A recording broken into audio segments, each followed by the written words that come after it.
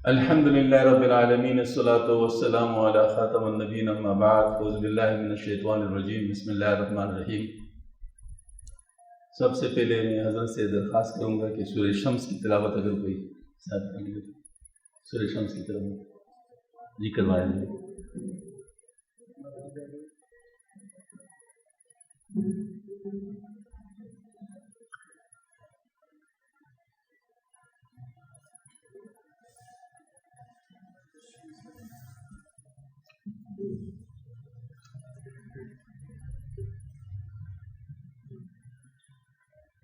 أعوذ بالله من الشيطان الرجيم بسم الله الرحمن الرحيم والشمس وضحاها والقمر إذا تلاها والنهار إذا جلاها والليل إذا يغشاها والسماء وما بناها والأرض وما طحاها ونفس وما سواها فألهمها فجورها وتقواها قد أفلح من زكاها وقد خاب من دساها كذبت ثمود بطغواها إذ انبعث أشقاها فقال لهم رسول الله ناقة الله وسقياها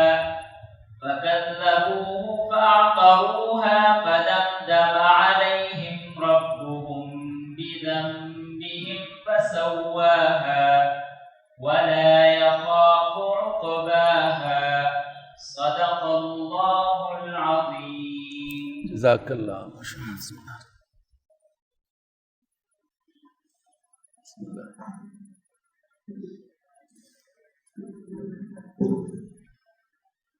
الحمدللہ اللہ جل شانہ نے توفیق مجھے دی کہ ایک دینی ادارے میں مدرسے میں آپ کے سامنے حاضر ہوئی، اور ابھی آپ نے دیکھ لیا کہ قاری صاحب نے بہت اچھے انداز میں سورہ شمس کی تلاوت کی۔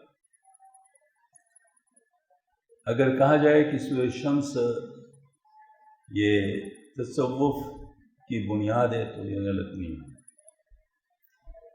کیونکہ اس میں اللہ جل شانہ نے 7 قسمیں کھائی ہیں کم از کم، اور بھی مطلب اس کو کہا جا سکتا ہے، لیکن 7 قسمیں تو کم از کم ثابت ہیں۔ سورج کی قسم، چاند کی قسم، زمین کی قسم، آسمان کی قسم، دن کی قسم، رات کی قسم، پھر نفس کی قسم۔ ان تمام قسموں کے بعد اللہ پاک نے ایک اطلاع فرمائی ہے، خبر دی ہے، فَأَلْهَمَهَا فُجُورَهَا وَتَقْوَاهَا، بس الہام کی اللہ پاک نے اس کو، اس کے فجور، اس کا تقوی۔ یہ اصل میں ہماری ساخت بیان کی گئی ہے کہ ہمارا جو نفس ہے اس کے اندر دونوں چیزیں موجود ہیں، اللہ نے اس میں خود ہی رکھی ہیں۔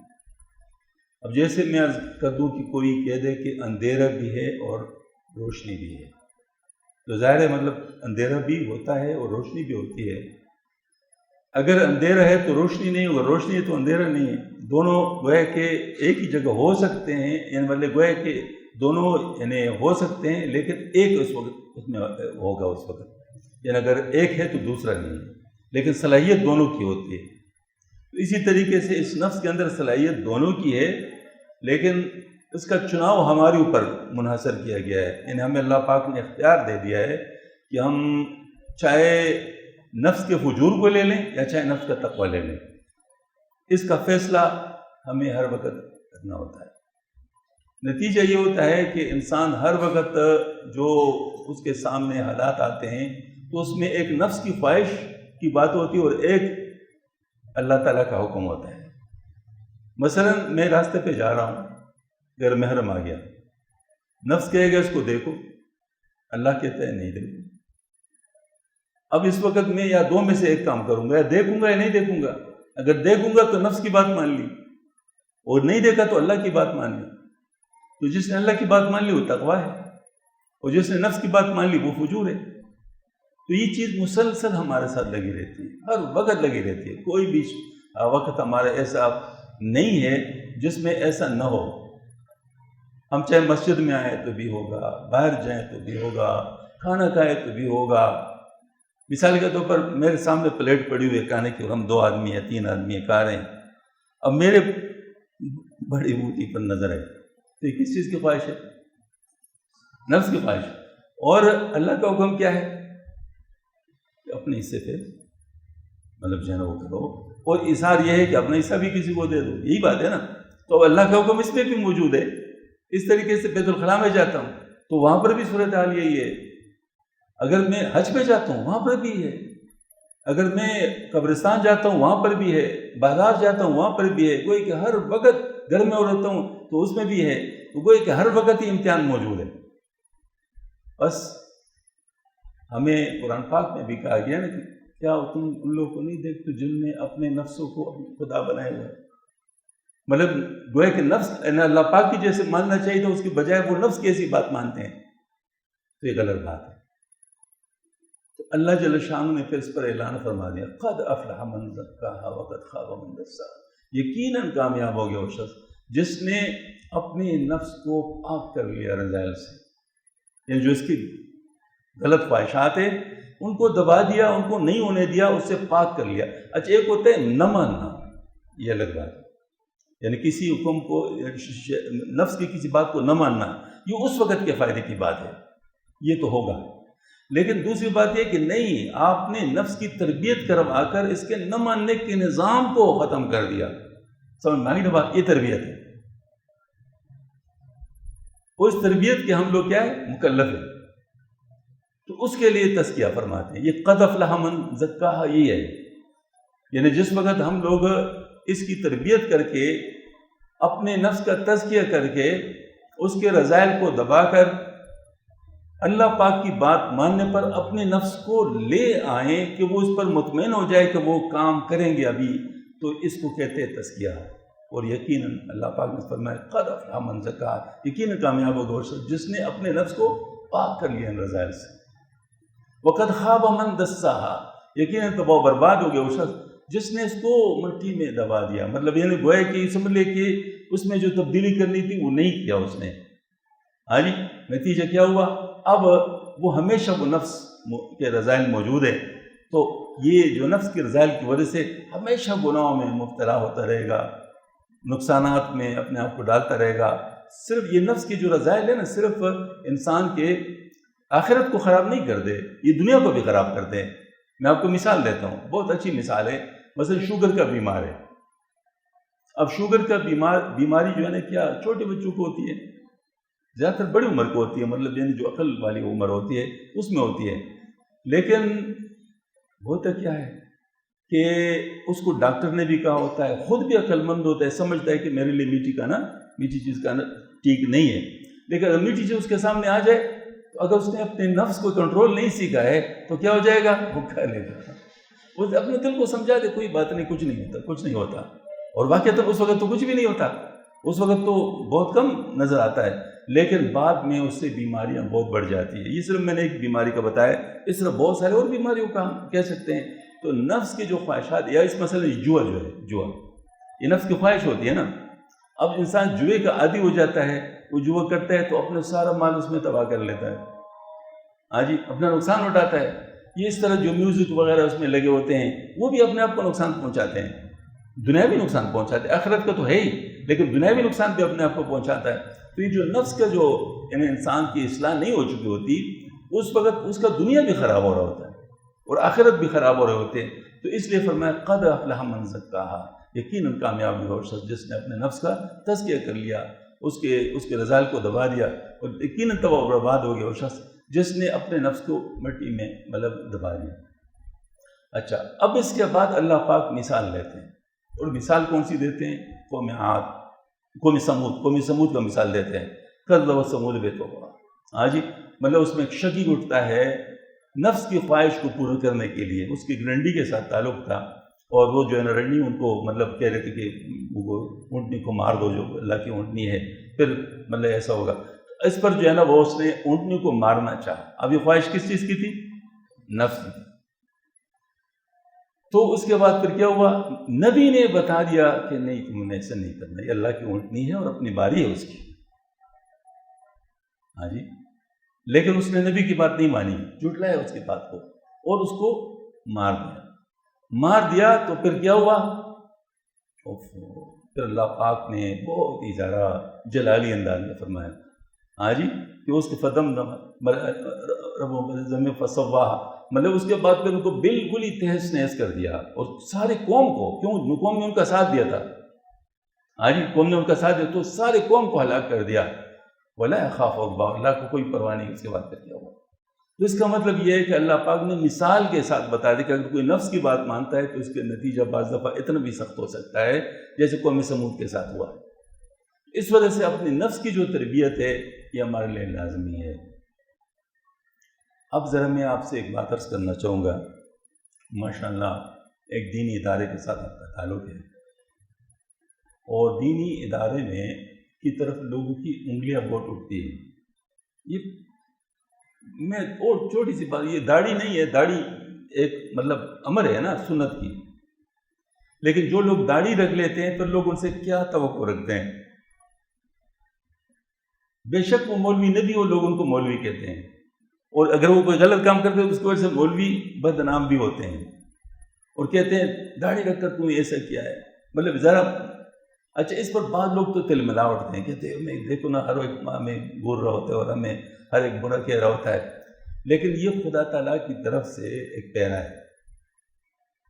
اللہ جل شانہ اپنے محبوبوں پہ پیرا لگا دیتا ہے کہ یہ غلط کام نہ کرے، یہ ان کو عین وقت پہ بتا دیا جائے کہ تم یہ غلط کام کر رہے ہو، تو لوگ تو اس پہ تنگ ہو رہے ہوتے ہیں، حالانکہ میں کہتا ہوں یہ تو اللہ تعالیٰ کی طرف سے نعمت ہے، یعنی اگر یہاں پر ہمیں کوئی روک دے تو یہ ہمارے ساتھ اللہ تعالیٰ کا فضل ہے نا، اگر نہ روکتے تو پھر اگر ہم اس کا آخرت میں نقصان اٹھاتے تو بہت خطرناک تھا۔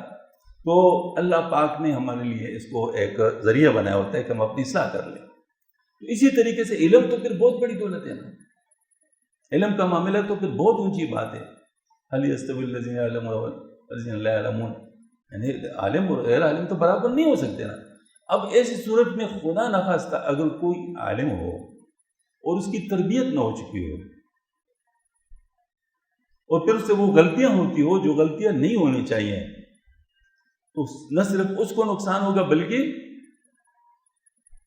سب کو، پورے جس کو مطلب جو علماء کا مطلب حلقہ ہے ان سب کو نقصان ہوتا ہے، ٹھیک ہے نا۔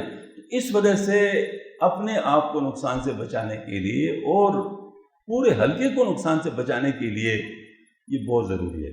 یہ میں آپ حضرات سے اس لیے عرض کرتا ہوں مختصراً کہ مولانا زکریا صاحب رحمۃ اللہ علیہ پر اللہ پاک نے بات کھولی ہوئی تھی۔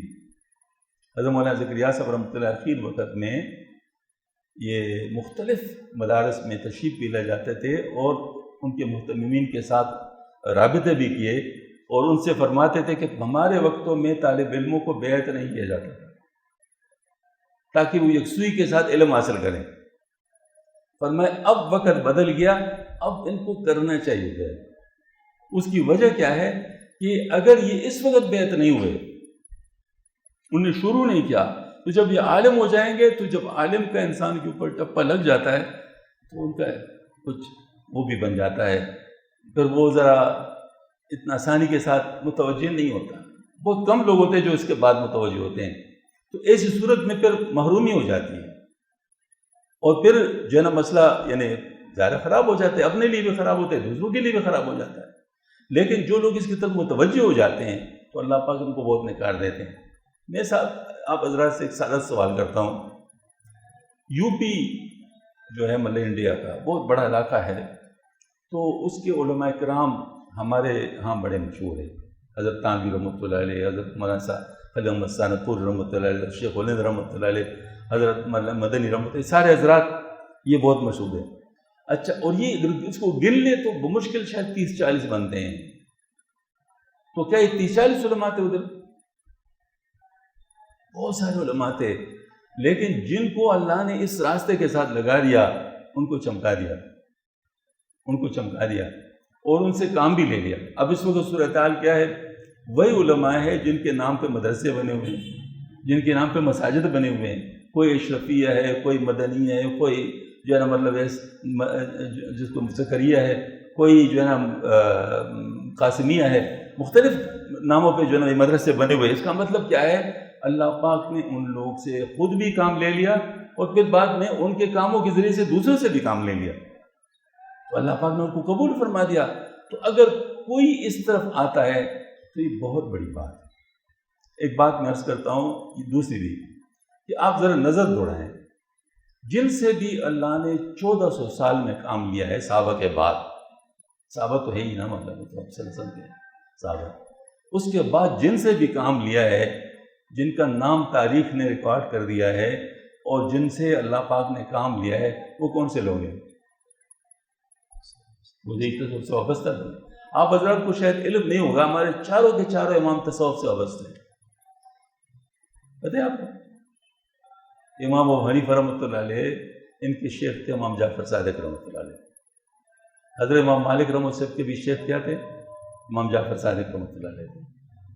امام جعفر صادق رحمۃ کے بارے میں ابو حنیفہ رحمۃ اللہ فرماتے ہیں لولا سنتان لہلک، اگر وہ 2 سال جو میں نے حضرت کے ساتھ نہ گزارے ہوتے تو نعمان ہلاک ہو جاتا۔ امام جعفر صادق رحمۃ کے ساتھ میرا جو وقت تھا وہ اتنا قیمتی تھا کہ اس نے مجھے ہلاکت سے بچا لیا، یہ حضرت کی بات ہے۔ اس طرح امام مالک رحمۃ اللہ علیہ اور امام شافعی رحمۃ اللہ علیہ، یہ حضرت موسیٰ کاظم رحمۃ اللہ جو حضرت امام جعفر صادق رحمۃ اللہ علیہ کے صاحبزادے تھے، ان سے ان کے خلیفہ ہیں۔ اور ایک اور بزرگ کے بھی خلیفہ ہے حضرت الدین مرغشی رحمۃ اللہ، جو چشتی سلسلہ ہے نا ہمارا، اس میں بڑے اکابر میں ہیں اس کے، تو ان سے بیعت ہے۔ اچھا، اور یہ ان سے خلیفہ، ان کا خلیفہ ہے۔ اور حضرت امام محمد رحمۃ اللہ علیہ سری سکتی رحمۃ اللہ علیہ کا خلیفہ ہے، جن کے جنید بغدادی رحمۃ اللہ علیہ بھی تھے۔ ہاں جی، آپ کبھی تشریف لائیں ہمارے خانقاہ تو میں آپ کو دکھا دوں گا، وہ بلکہ کبھی لے آؤں گا ادھر، اس میں ہمارا شجر ہے نا، اس میں ساری چیزیں موجود ہیں الحمدللہ۔ تو یہ جو ہے نا ماشاءاللہ، یہ میں نے حکیم اختر صاحب رحمۃ اللہ کو دیکھا تو اتنے خوش ہوئے، بڑی دعائیں دی، یہ تو بہت اچھا کام ہوا ہے کہ مطلب جو ہے نا یہ چیزیں سامنے آ گئی۔ تو جتنے بھی ہمارے اکابر ہیں جن سے اللہ نے کام، چاہے وہ متکلمین میں سے ہیں، چاہے وہ فقہا ہیں، چاہے محدثین میں سے، مطلب سب جو ہے نا ان کا تعلق کیا ہے؟ ان حضرات کے ساتھ ہے، ان حضرات کے ساتھ ہے۔ اور جن کو اب دیکھیں امام غزالی رحمۃ اللہ علیہ، ان کا واقعہ بڑا عجیب ہے، میں آپ کو اس لیے سناتا ہوں کہ ہمارا تعلق یعنی ان کے ساتھ ہے۔ امام غزالی رحمۃ اللہ علیہ بہت بڑے عالم تھے، ان کی علمیت اتنی اونچی تھی کہ ان کے ذریعے سے کئی مدرسے چل رہے تھے۔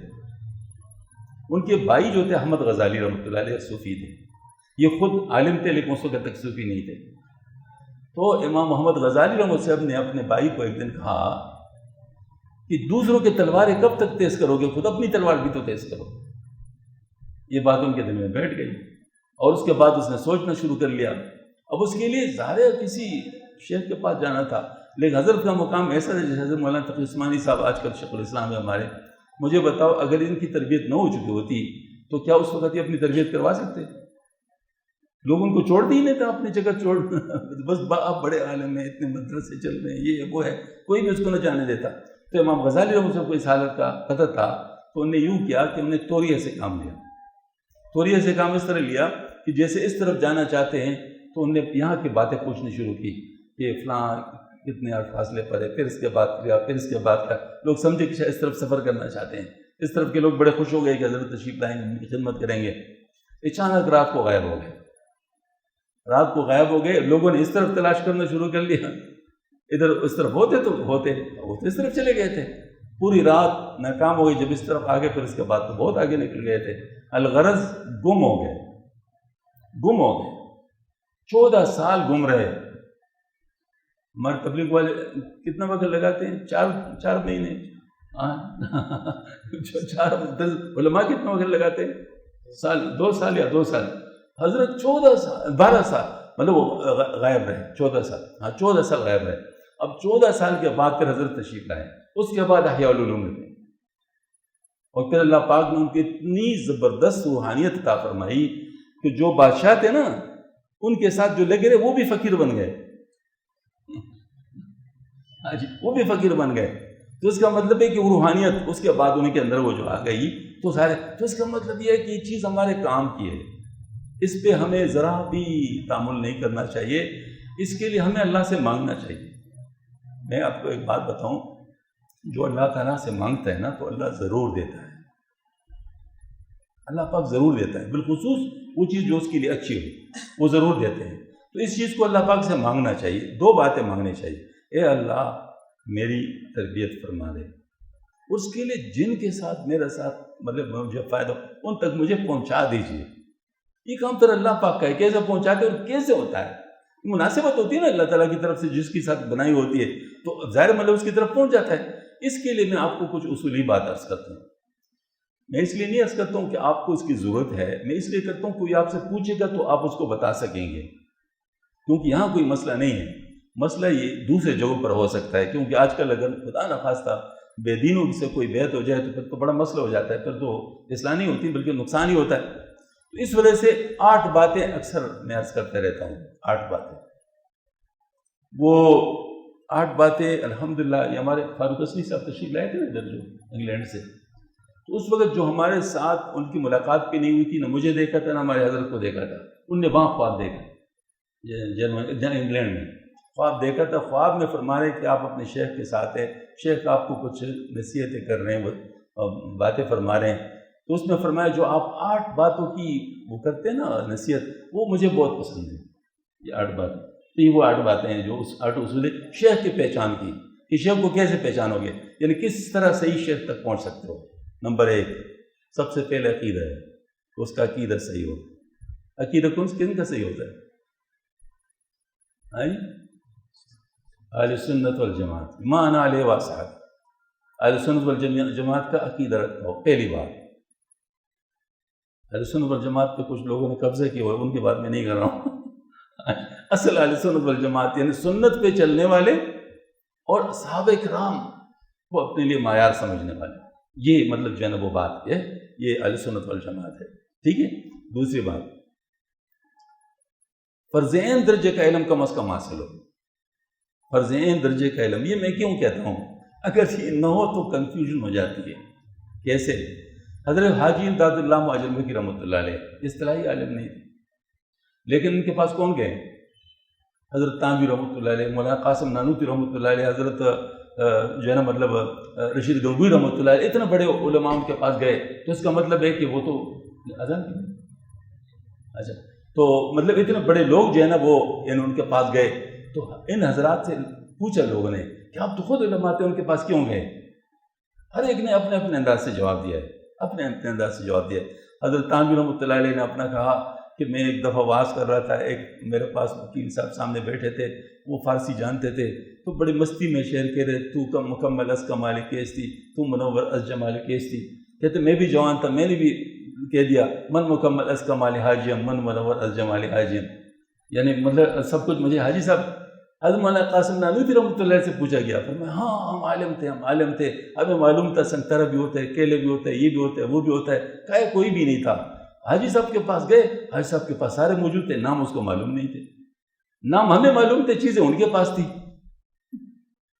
حاجی وہ ہمیں دے رہے، ایک ایک کر کے دے رہے تھے، ہم کہہ رہے تھے او ماشاء اللہ یہ تو یہ چیز، اچھا لوگ اس کو یعنی مبالغہ سمجھ، مبالغہ نہیں ہے، مثلا صبر ہے نا، صبر، ایک شخص کو صبر پر اتنا علم حاصل ہے کہ وہ پوری کتاب لکھ سکتا ہے، لیکن اس میں صبر نہیں ہے۔ دوسرے آدمی کو صبر کا معنی بھی نہیں معلوم، لیکن اس کو صبر حاصل ہے۔ اللہ کس کے ساتھ ہے؟ صبر کرنے والوں کے ساتھ ہے، ٹھیک ہے نا۔ تو اس طریقے سے حضرت نے اس کا جواب دے دیا۔ بہرحال میں تفصیل میں نہیں جاتا، یہ میں نے اس لیے کہا۔ نمبر 2 کہ اس فرض عین درجے کا علم اس کو حاصل ہو۔ نمبر 3 اس پر عمل حاصل ہو، جو فرض عین درجے کا علم اس کے پاس ہے اس پر عمل حاصل ہو۔ 3 ہو گئی۔ چوتھی بات، ان کے صحبت کا سلسلہ آپ سے ان کے صحبت تک پہنچتا ہو، بہت ضروری ہے، کیونکہ صحبت کا مقابلہ کوئی چیز نہیں کر سکتی۔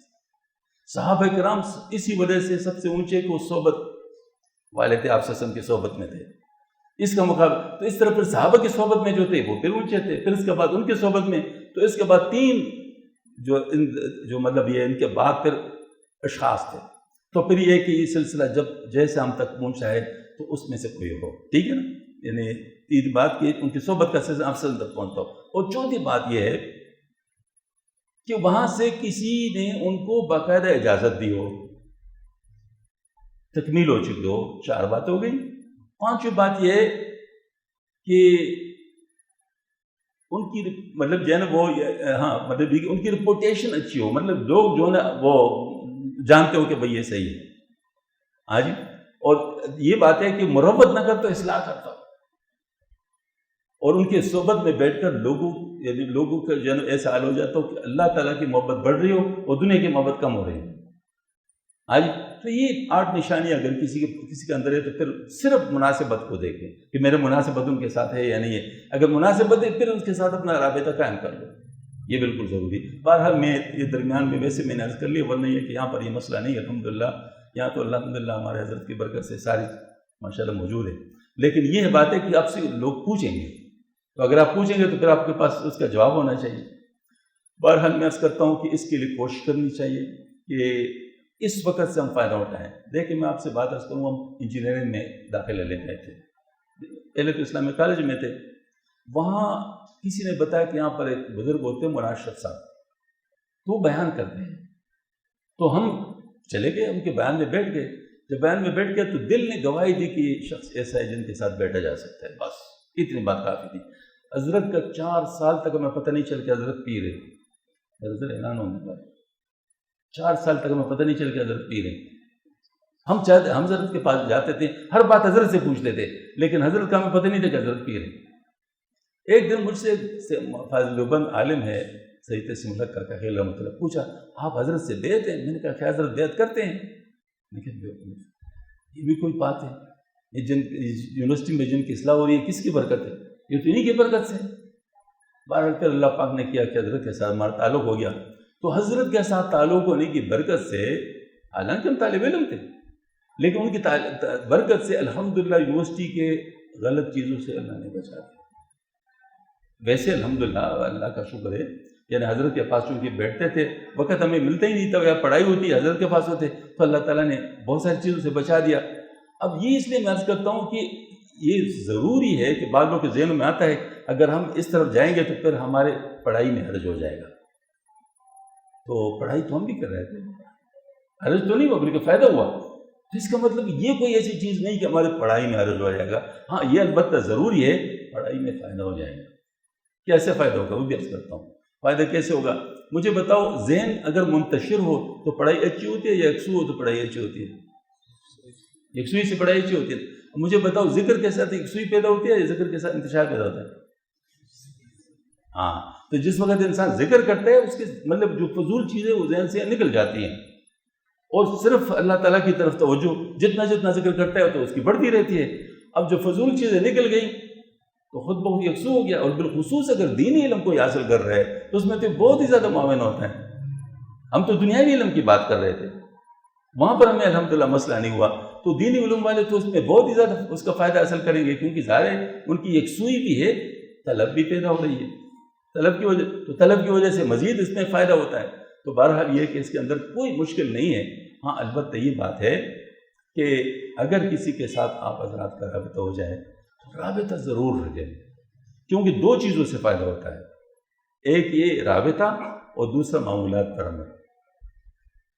رابطے سے میں آپ کو بتاؤں کیا بات ہوتی ہے. حضرت تھانوی رحمۃ اللہ علیہ کے جو خلفاء ہیں وہ فرماتے ہیں اس وقت خطوط کا مسئلہ ایسا آسان نہیں تھا جیسے اب ہے. اب تو واٹس ایپ سے ساری بات پہنچ جاتی ہے بہت جلدی، لیکن اس وقت تو خط لکھا جاتا تھا اور تقریباً 2 ہفتے میں پہنچتا تھا، پھر 2 ہفتے میں جواب آتا تھا. اس قسم کی بات تھی. تو لوگ خلفاء فرماتے تھے کہ ہمیں پتہ چل جاتا کہ حضرت کو خط مل گیا ہے، کیونکہ ہماری حالت بدل جاتی. ہماری حالت بدل جاتی. حالت کیسے بدل جاتی؟ آپ نے خط لکھ دیا، خط میں حضرت نے دیکھ لیا، اور چونکہ تعلق تو ہوتا ہے نا شیخ اور مرید کا، اب اس کے دل سے دعا نکلتی ہے کہ اللہ اس کی حالت بہتر فرما دے اگر کوئی مسئلہ مشکل ہو. اچھا یہ جو دعا ہے نا اسی کو توجہ کہتے ہیں. لوگوں نے پتہ نہیں توجہ کیا سمجھا ہے. حضرت تھانوی ہم سے فرماتے ہیں کہ قلبی دعا جو ہے یہ توجہ ہے. تو بس جس کے ساتھ آپ کا تعلق ہے اس سے قلبی دعا اگر کر لی تو بس آپ کا کام ہو گیا. تو اس طریقے سے فائدہ ہونے شروع ہو جاتا ہے. تو بہرحال کہ جب رابطہ آپ کرتے ہیں تو رابطے سے الحمدللہ آپ کا یہ کام چلتا رہے گا، اور تربیت بھی ساتھ ہو رہی ہوگی. ممکن ہے کہ آپ کسی کی چیز کو اچھا سمجھ رہے ہو لیکن وہ آپ کے لیے اچھا نہ ہو. تو ممکن ہے کہ آپ کسی چیز کو اچھا سمجھ رہے ہو لیکن کیا ہو وہ اچھا نہ ہو. اگر آپ اس سے پوچھ لیں تو این وقت پر آپ کو بتا دیں گے. میں آپ کو بتاؤں حضرت گنگوئی رحمۃ اللہ علیہ اس کا واقعہ ہے. اس کے پاس ایک مطلب وہ آ گیا کہ حضرت مجھے کچھ روشنی نظر آ رہی ہے اور کچھ آوازیں بھی محسوس ہو رہی ہیں، اس قسم کی باتیں انہیں کی. اور اس نے فرمایا ذکر فی الحال چھوڑ دو، تفریح کرو، کچھ کھانا شانا بھی اچھا کھاؤ، آرام بھی کراؤ آج اور علاج بھی کرو. یہ فرما دیا.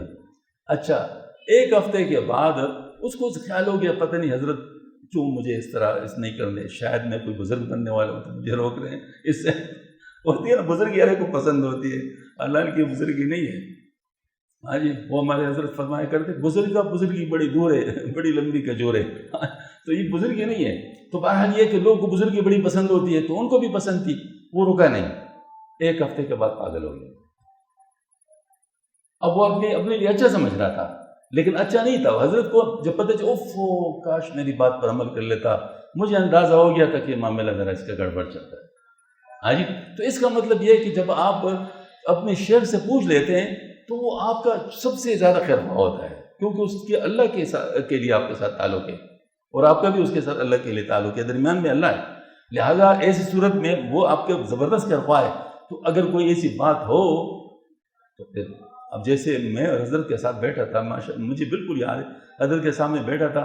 حضرت نے فرمایا کہ جو ہے نا وہ ایک بزرگ تھے وہ باسی روٹی کھاتے تھے. کسی نے ان سے پوچھا کہ حضرت کیوں باسی روٹی کھاتے ہو؟ حضرت نے فرمایا کہ حضور صلی اللہ علیہ وسلم کی زندگی کے قریب ہے.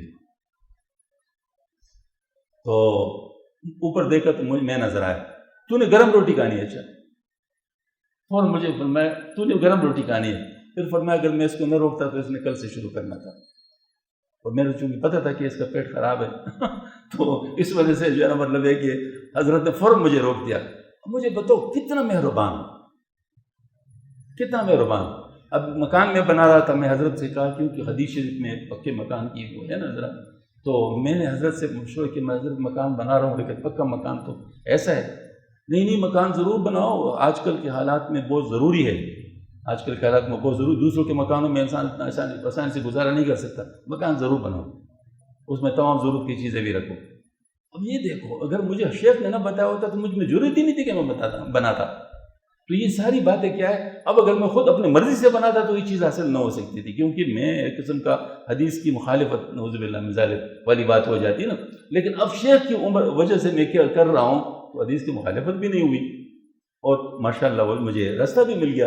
تو بہرحال اس وجہ سے یہ بہت ہی مقدس تعلق ہے. اگر کسی کو اللہ تعالیٰ یہ نصیب فرما دے. اور زیادہ بات میں اس وقت نہیں کیونکہ نماز کا وقت ہو رہا ہے، میرے خیال میں اتنی بات کافی ہے. بس دعا کرے کہ اللہ پاک ہم سب کو عمل کی توفیق عطا فرمائے. الحمدللہ رب العالمین، الصلاۃ والسلام علی خاتم النبی. اللہم اہدنا الصراط المستقیم صراط الذین انعمت علیہم غیر المغضوب علیہم ولا الضالین.